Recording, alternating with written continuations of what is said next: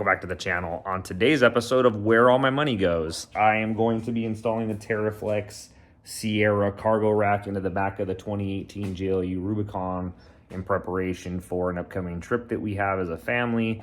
It'll be a great way for us to be able to fit the French bulldogs back here and still have some storage on top. So let's jump in and show you what this is going to take. Really what we need to do is just remove this mat and this side of the bracket that holds this panel in, because we need to access a wiring harness here for the plug and play rock light that goes underneath the basket. The basket or rack is going to sit about level with the top of the back seat, so it should have several inches of clearance to be able to put whatever we need in there, and then also have room underneath for the French bulldogs.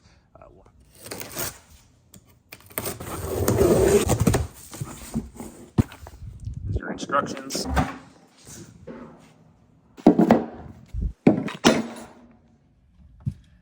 If you're not installing the light that goes in the cargo basket, you don't have to remove this. Really what we'd be looking for is just a T25 so that we can pull the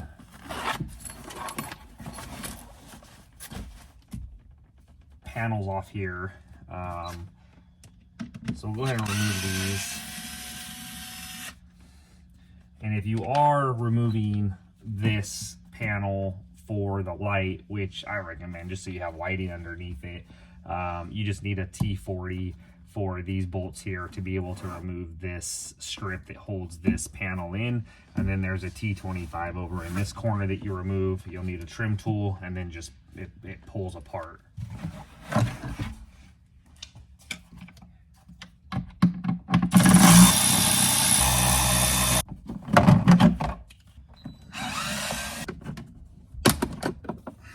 One thing that I really wish that all manufacturers would do is they got these clips, and most of the time these stupid things are plastic. I wish they would make more metal ones so that they didn't break, because isn't that like the worst thing to have to deal with, is like a broken clip for a panel when you're doing some install. It's almost like they say modify your Jeeps, and then haha, you have to deal with this just because we want to mess with your life. Anyway, something I noticed on these metal clips that I just really wish were more utilized. And go ahead and pull out this rear liner.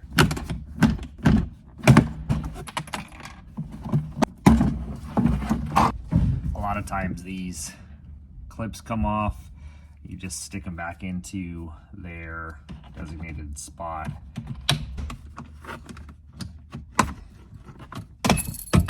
Next thing I'm going to do is remove this buckle harness point to be able to get this panel off, this trim panel, and I have to do that on both sides. There's going to be another T25 up here that will be helpful to remove. There's another retention point on there, so 3 altogether on this, and then you'll have it out. And according to the instructions, these don't go back in. For the pod light that's provided by TerraFlex for underneath the rack, we're going to disconnect this harness.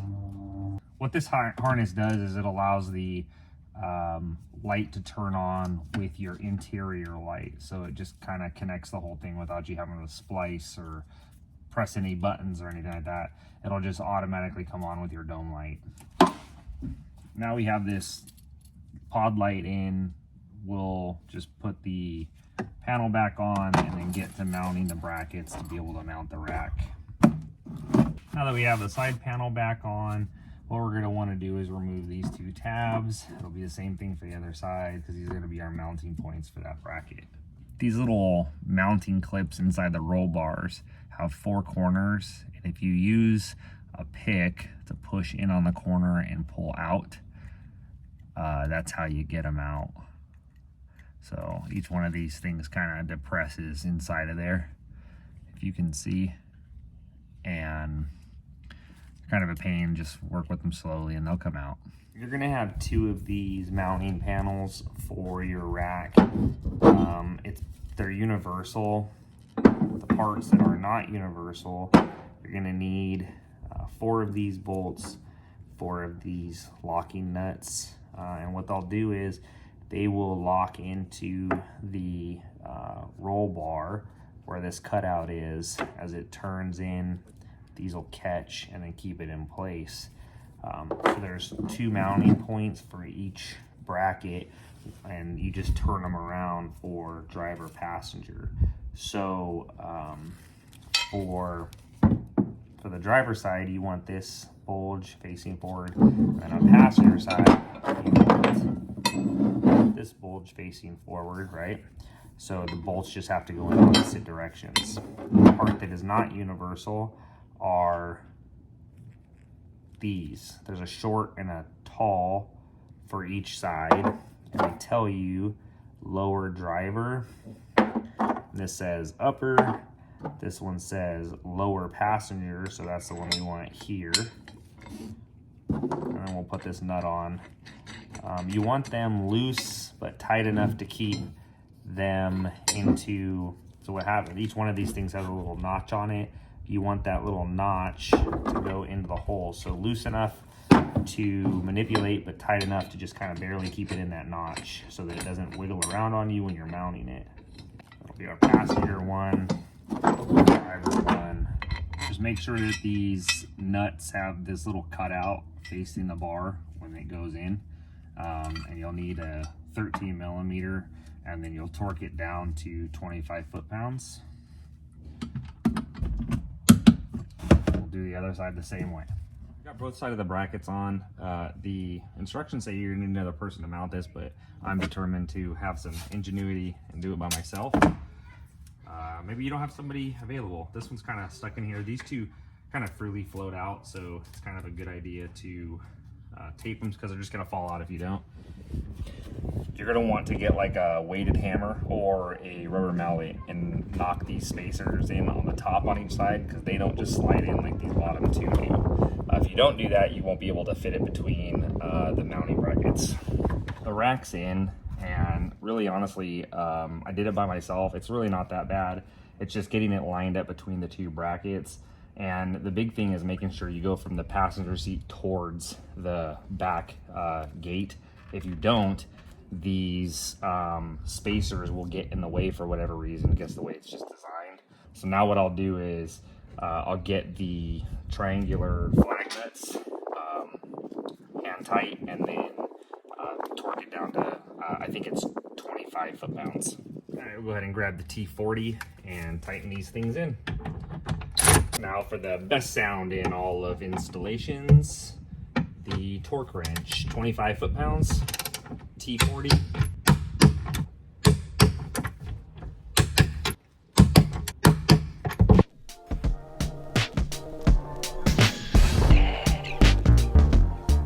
The seatbelt, clip cover, trim piece back in. We'll remount the seatbelt harness mount. As previously shown, I did go with the little rock light that goes underneath here so that it comes on automatically when you open up your doors. So we'll go ahead and screw that in. And then it has these little clips for you to be able to clip up into the plastic and keep the wire ran in the direction that you want it to. And then ultimately what I need to do is be able to hide this harness, I think, because it's going to be kind of looking stupid with this out. I wasn't sure if it was going to be needed out or not, so it does not need to be out.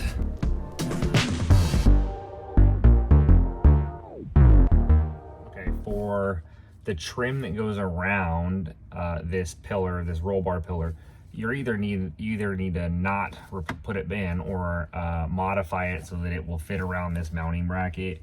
For this larger piece, I'll show you what I did in a moment, but the smaller one, it has 2 mounting points, and I cut off the lower one and then put some 3M tape so that it would stick to the trim down here and not rattle around or anything like that. And then of course it still has the same clip. It's just that the clip won't fit into this hole here with this bracket being in the way because it's slightly recessed. So we'll be able to put that in at this point and clip it into position. And now it's like nothing was missing. So this is the larger trim piece on that back roll cage pillar. We're gonna cut around each one of these mounting positions that are retained with a screw, and it will fit around pretty closely around that spacer that goes from the mounting bracket to the pillar.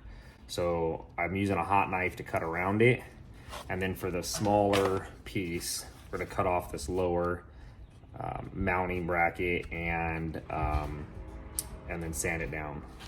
So just to show you kind of what I did, there's basically right around where the lip is on this, you just cut around it, and then that'll fit around those spacers and work really nicely. So I'll have that trim there instead of it not being there, because I don't know, I just don't think it looks so clean. But that's at least what I did. Maybe it'll help you. And again, it's not really a big deal for it to have not be super clean. You can clean it up more. I'm not really going to. It's going to be covered where you don't even notice or see it. Peel this back, put this back in, press this, and then for this guy, again, I'm just gonna pin it back in and 3M the bottom so that it sits there like it should.